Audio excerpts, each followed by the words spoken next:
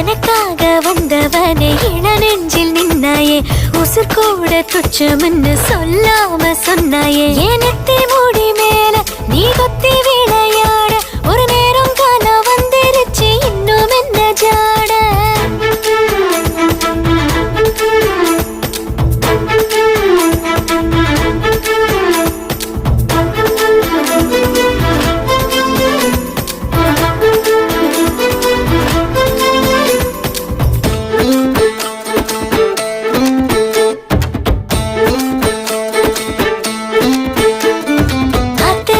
நீ என்றால் ஆடும் தோணினானே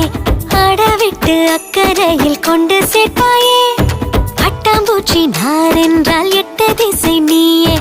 எந்த பக்கம் போனால் என்ன நீதான்